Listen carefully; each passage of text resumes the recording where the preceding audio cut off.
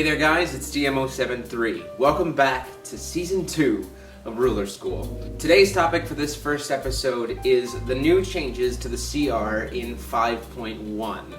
That specifically indicates all the things that are going to be changing as of today, June 12th, that are going to affect us as we move forward when playing this game. While there are some small tweaks in the CR that represent some minor changes to different wording of things or some clarifications of different concepts, there's three primary big concepts that have been introduced that are really going to change the way this game works. Those three things are the new card type Regalia, the new term Astral Ruler, what that means, and a new way and interaction with Spell Chance standby cards and the standby zone. Regalia are going to be cards like this that are coming out in the new structure deck and moving forward into the Alice cluster. Essentially, think of them as behaving like addition fields, but only really impacting rulers and J-rulers. But remember, they are not addition field cards. They are Regalia. Very different. Regalia can be played during your turn when the chase is empty and you have priority. Think of it this way. A Regalia has the same kind of timing requirements as a Resonator.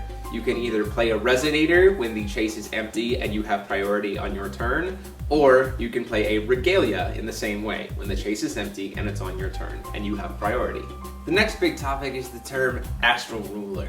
This is a new type of ruler that never actually is going to get printed on any cards anywhere, but simply refers to a J-ruler that has been killed and moved back to the ruler zone. This means that instead of staying on the J-ruler side, when a ruler dies, it stays on that side technically, loses all of its text, becomes an Astral Ruler type, and then moves back to the ruler zone with the only ability being able to tap for mana. Now I know what you're thinking. Why even bother to make this change? What's the big deal?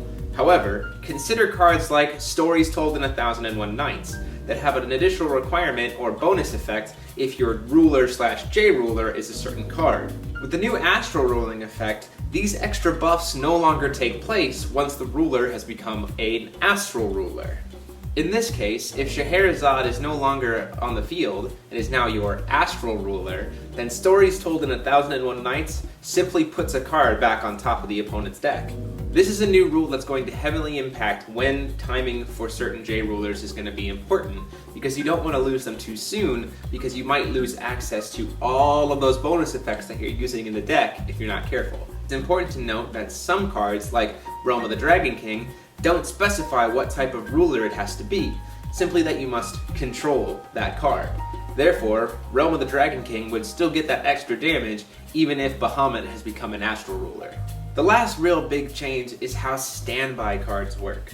A big question that a lot of people have been asking is, can I play Spell Chance standbys from my hand at instant speed, or standby speed, or standard speed, or anything like that?